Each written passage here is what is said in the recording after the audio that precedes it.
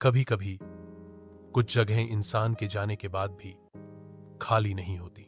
उन जगहों में एक बेचैनी रह जाती है जो वक्त के साथ मिटती नहीं बल्कि और गहरी हो जाती है। मेरा नाम आरव मिश्रा है और ये कहानी है मेरी आखिरी नाइट शिफ्ट की। मैं करीब 4 साल पहले एक छोटे शहर में सरकारी हॉस्पिटल में वार्ड बॉय था। Hospital number 46। ये नाम शायद आपने कभी नहीं सुना होगा क्योंकि वो हॉस्पिटल अब बंद हो चुका है और बंद होने की वजह मैं ही हूं। उस रात नवंबर का महीना था। ठंडी हवा गलियारों से होकर निकल रही थी। मैं रात की ड्यूटी पर था। इमरजेंसी वार्ड में सिर्फ 2 नर्सें थीं और मैं अकेला ward boy. Doctor Nilanjan sir, जो उस रात ऑन कॉल थे, ऊपर आईसीयू में किसी पेशेंट को देख रहे थे। करीब रात के 12:15 बजे लाइट्स थोड़ी झिलमिलाईं। ऐसा पहले भी होता था। हॉस्पिटल की वायरिंग पुरानी थी, लेकिन उस रात लाइट्स झिलमिलाईं, फिर बिल्कुल बुझ गईं। कुछ पल के लिए पूरा हॉस्पिटल अंधेरे में डूब गया। जनरेटर की आवाज आने में कुछ सेकंड लगे और फिर हल्की पीली रोशनी वापस लौटी। लेकिन उसी रोशनी में मैंने कुछ देखा। इमरजेंसी के गेट के पास, जहां हमेशा गार्ड बैठता था, वहां एक औरत खड़ी थी, सफेद नर्स की ड्रेस में, लंबे खुले बाल और हाथ में कुछ पकड़ा हुआ। पहले तो लगा कोई नई नर्स होगी, शायद ऊपर से आई हो। मैंने टॉर्च उठाई और उसकी तरफ चला गया। मैडम, आप किस वार्ड से हैं? मैंने पूछा। उसने कुछ नहीं कहा, बस धीमे से मुस्कुराई और आगे बढ़ गई। वो सीधे वार्ड नंबर 3 की तरफ चली गई। वो वार्ड पिछले 5 साल से बंद था। मुझे थोड़ा अजीब लगा। वार्ड नो 3 बंद था क्योंकि वहां कभी आग लगी थी। 3 मरीज उसी कमरे में जिंदा जल गए थे और तब से वो रूम सील था। मैंने कई बार गार्ड से सुना था कि रात में उस कमरे से किसी के कदमों की आवाज आती है, पर मैंने कभी विश्वास नहीं किया था। उस रात पहली बार मैंने वो आवाज खुद सुनी, धीरे धीरे चलने के रबर के जूतों की चरमराहट। मैंने अपनी टॉर्च उस तरफ घुमाई। दरवाजा थोड़ा खुला था, अंदर अंधेरा था, लेकिन किसी के सांस लेने की आवाज साफ सुनाई दे रही थी। हेलो, कौन है वहां? मेरी आवाज थोड़ी कांप गई। कोई जवाब नहीं आया, बस हल्की सी सिसकी और फिर एक जोर की कांच टूटने की आवाज। मैं पीछे हट गया। दिल तेजी से धड़क रहा था। थोड़ी हिम्मत करके अंदर गया तो देखा कमरे के बीचों बीच एक पुराना पेशेंट बेड पड़ा था और उसके पास जमीन पर टूटा हुआ शीशा और दीवार पर किसी ने खून से लिखा था, शिफ्ट कब खत्म होती है। मैं वहीं जम गया। वो ताजा खून नहीं था, लेकिन आधा सूखा हुआ भी नहीं। ऐसा लग रहा था जैसे अभी अभी किसी ने लिखा हो। मैंने तुरंत नर्स रिया को बुलाया। वो आई तो कमरे में झांकते ही उसका चेहरा पीला पड़ गया।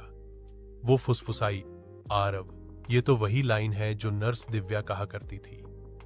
मैंने हैरानी से पूछा, कौन नर्स? रिया ने कांपती आवाज में कहा, दिव्या सिंह, वही नर्स जो 5 साल पहले इसी वार्ड में जलकर मरी थी। वो हमेशा मजाक में कहा करती थी, यार ये नाइट शिफ्ट कब खत्म होगी? उसके बाद कुछ सेकंड तक हम दोनों ने कुछ नहीं कहा। सिर्फ पंखे की आवाज और गलियारे में बहती ठंडी हवा सुनाई दे रही थी। अचानक इको की बेल बजी। डॉक्टर नीलांजन सर ऊपर से चिल्लाए, आरव, जल्दी ऊपर आओ।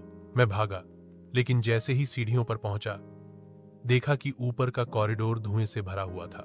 धुएं की गंध वैसी ही थी जैसी जलते मांस की होती है, और बीच में वही नर्स खड़ी थी।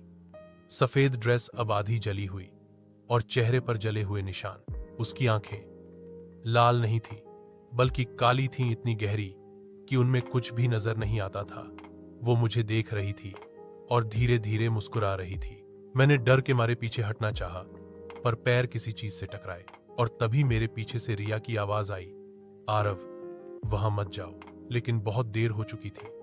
वो औरत मेरी तरफ बढ़ रही थी और मुझे साफ साफ सुनाई दिया, शिफ्ट अभी खत्म नहीं हुई।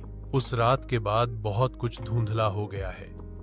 मुझे अब भी याद नहीं कि मैं बेहोश हुआ था या किसी ने मुझे धक्का दिया था। बस इतना याद है कि इको के बाहर खड़ा वो धुआं धीरे धीरे पूरे कॉरिडोर में फैल रहा था और उसकी गंध ऐसी थी जैसे किसी ने पुराने घावों को फिर से जला दिया हो। रिया चिल्ला रही थी। आरव, नीचे चलो जल्दी। मैं भागा, लेकिन पीछे से किसी ने मेरे कंधे को पकड़ लिया। थोड़ा मुड़ा पर वहां कोई नहीं था, बस एक ठंडी हवा का झोंका, और दीवार पर किसी ने नाखून से खुरचा हुआ नाम दिव्या। नीचे इमरजेंसी वार्ड में पहुंचकर मैंने दरवाजा बंद किया। रिया कांप रही थी, आंखों में डर साफ दिख रहा था। वो ऊपर थी, है ना? उसने फुसफुसाते हुए पूछा। मैंने सिर हिलाया। हाँ, और वो मुझे देख रही थी, जैसे मुझे पहचानती हो। रिया कुछ पल चुप रही, फिर धीरे से बोली, आरव, ये सब तुम्हारे आने के बाद ही क्यों हो रहा है? 5 साल से यहां कुछ नहीं हुआ था। मैंने कुछ नहीं कहा, बस खिड़की से बाहर झांका। पूरा हॉस्पिटल जैसे नींद से जाग गया था। लाइट्स कभी झपकती, कभी जलती। वार्ड नंबर 3 का दरवाजा खुला हुआ था, जबकि हमने कुछ देर पहले खुद बंद किया था। करीब पौन घंटे तक हम चुप बैठे रहे।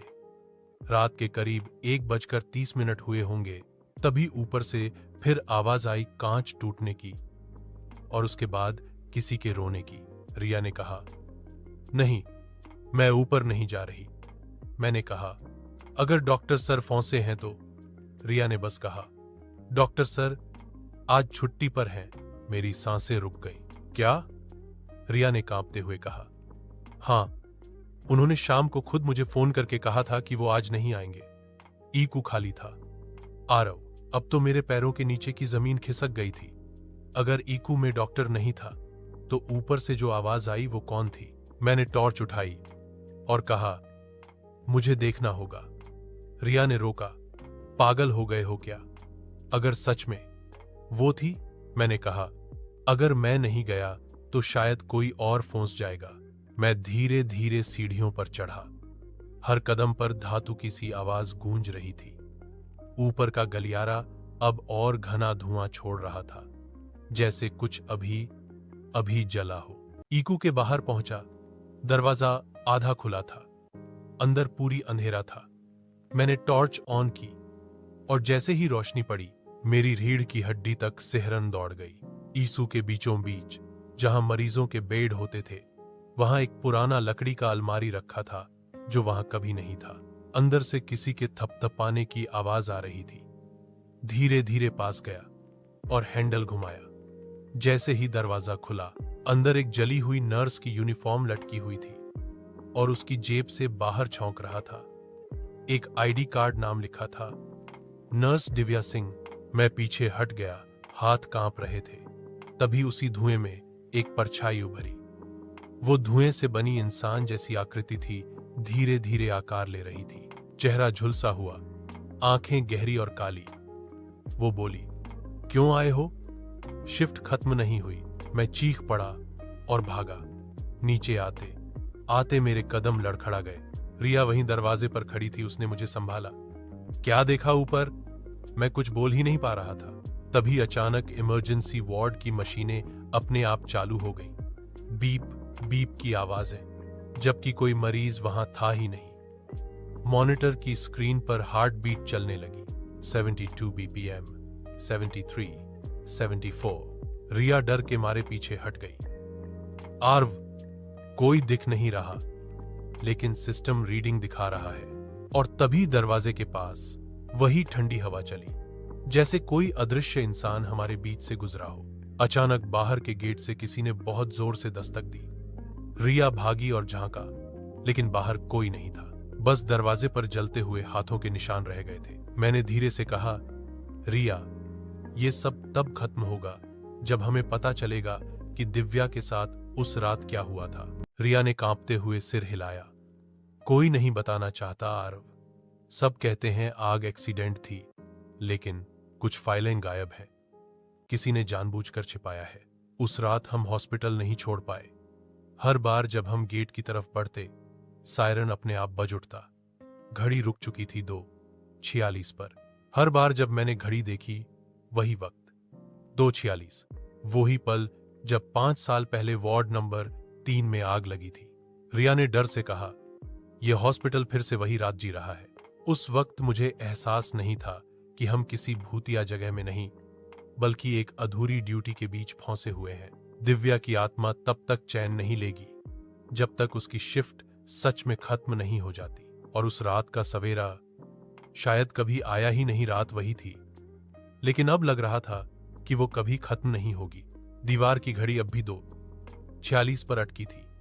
जनरेटर चल रहा था, लेकिन बिजली नहीं आ रही थी। इमरजेंसी वार्ड की खिड़कियों के बाहर सिर्फ धुआं था, गाढ़ा, घना और जलते मांस की जैसी गंध वाला। मैं और रिया दोनों चुप बैठे थे। कोई भी बोल नहीं पा रहा था। मुझे अपने सीने में भारीपन महसूस हो रहा था, जैसे कोई मेरे ऊपर झुका हो। सांस मेरे चेहरे से टकरा रही थी, ठंडी और भारी। मैंने डरते हुए पूछा, रिया, अगर ये सब दिव्या की आत्मा कर रही है तो वो चाहती क्या है? रिया ने धीरे से कहा, शायद कुछ अधूरा रह गया है उसकी ड्यूटी में। कुछ देर बाद रिया को कुछ याद आया। वो अचानक उठी और बोली, फाइल रूम, वहां पुरानी ड्यूटी लॉग्स होती हैं। हम दोनों टॉर्च लेकर बेसमेंट की तरफ गए। फाइल रूम हॉस्पिटल के सबसे नीचे था। वो जगह हमेशा सील रहती थी, क्योंकि कुछ साल पहले वहां शॉर्ट सर्किट हुआ था। जैसे ही दरवाजा खोला, एक बासी हवा का झोंका अंदर आया। दीवारों पर मोटी धूल और कोनों में मकड़ी के जाले, पर बीच में पड़ी थी एक जली हुई अलमारी, जिस पर अब भी लिखा था, स्टाफ अटेंडेंस, नाइट ड्यूटी, 2019। मैंने फाइलें पलटना शुरू की। नाम थे डॉक्टर नीलांजन, नर्स रिया, वार्ड बॉय रामेश और फिर नर्स दिव्या सिंह। उसकी एंट्री वाली लाइन अधूरी थी, ड्यूटी, नाइट शिफ्ट, 20 AM। आगे कुछ नहीं लिखा था, बस काले धब्बे, जैसे वहां कुछ जल गया हो। रिया ने धीरे से कहा, यही वजह है उसकी शिफ्ट कभी खत्म नहीं हुई। वो वक्त 2:46 वहीं पर अटकी है। अचानक पीछे से आवाज आई, थप थप थप, किसी के पैर चलने की। हमने टॉर्च घुमाई, लेकिन वहां कुछ नहीं था। सिर्फ दीवार पर कुछ उभरा, जैसे किसी ने धुएं से लिखा हो, मुझे पता है तुम कौन हो, आरव। मैं जम गया। रिया, उसने मेरा नाम कैसे लिया? रिया कुछ बोल पाती, उससे पहले ही अलमारी अपने आप खुली। अंदर से धुएं का गुबार निकला और उसी के बीच एक फुसफुसाहट, तुम्हारे साथ भी वही हुआ था ना? मैं वहीं रुक गया।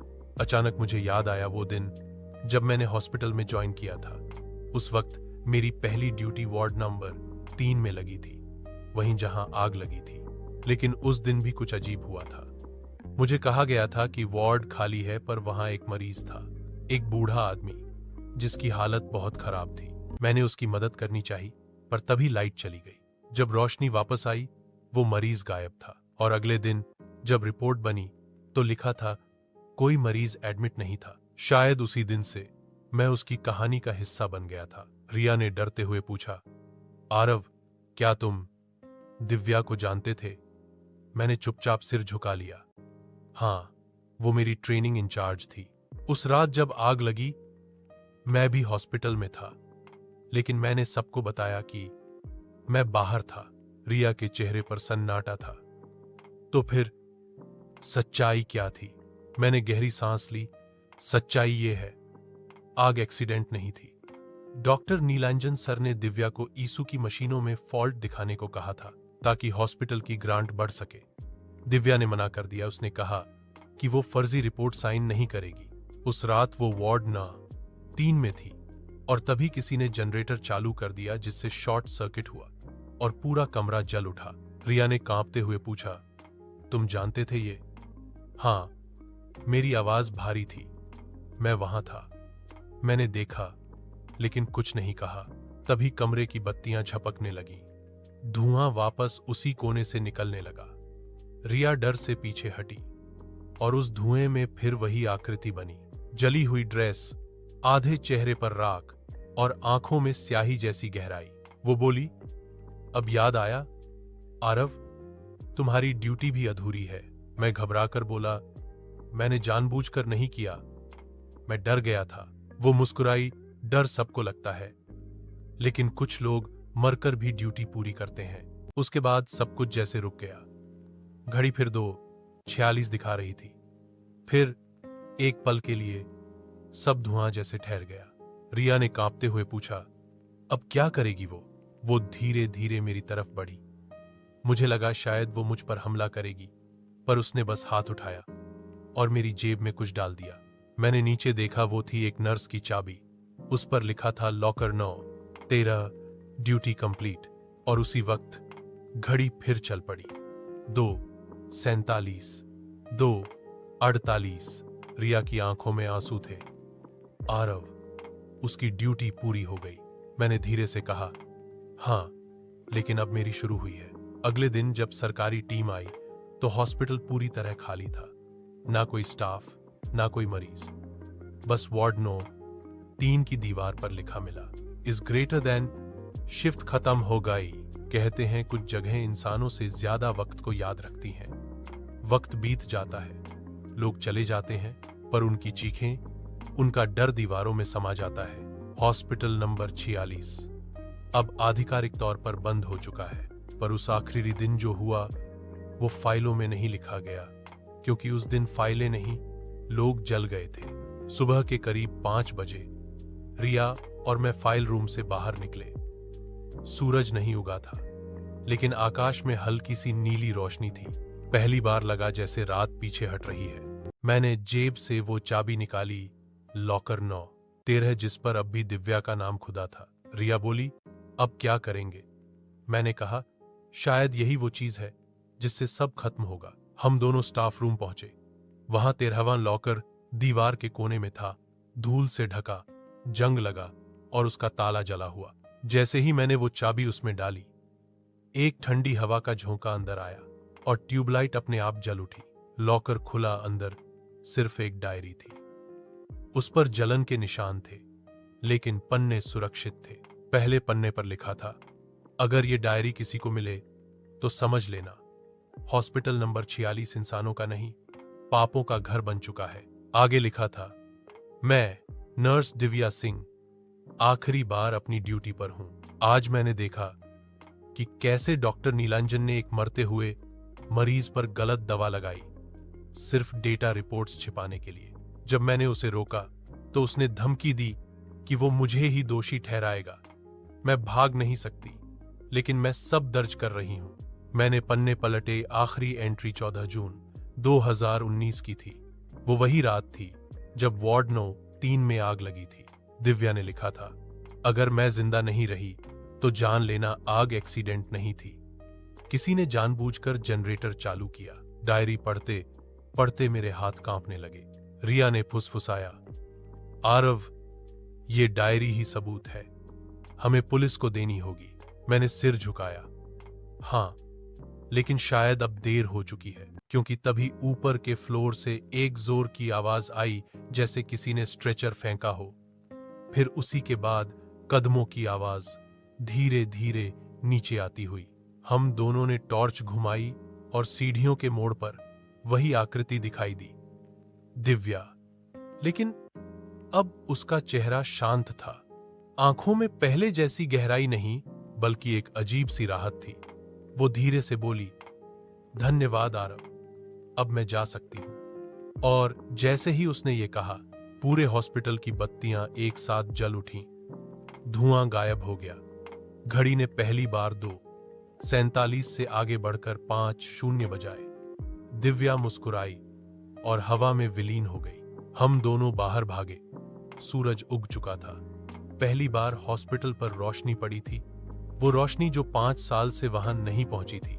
रिया ने थके हुए लहजे में कहा, अब सब खत्म हो गया। मैंने धीरे से सिर हिलाया, हां, लेकिन एक बात बाकी है। मैंने डायरी उठाई और मुख्य ऑफिस में रखा। कवर पर लिखा, प्रूफ, सबमिट टू पुलिस। फिर मैंने वो चाबी लॉकर 9, 13 वहीं रख दी और बाहर निकल आया। 3 दिन बाद हॉस्पिटल नंबर 46 को सरकार ने सील कर दिया। डॉक्टर नीलांजन लापता हो गया। रिया ने नौकरी छोड़ दी और कहीं दूर चली गई। और मैं अब भी हर रात 2:46 पर जाग जाता हूं। कभी कभी फोन पर हॉस्पिटल की पुरानी बीपिंग सुनाई देती है, जैसे कोई आईक्यू मशीन अब भी चालू हो, और लाइन के उस पार कोई कहता है, आरव, अगली शिफ्ट तुम्हारी है। कहते हैं जब कोई इंसान अपने डर से भागना छोड़ देता है तो डर खुद उसे सलाम करता है। लेकिन कभी कभी डर चला नहीं जाता, वो बस ड्यूटी बदल लेता है। The end.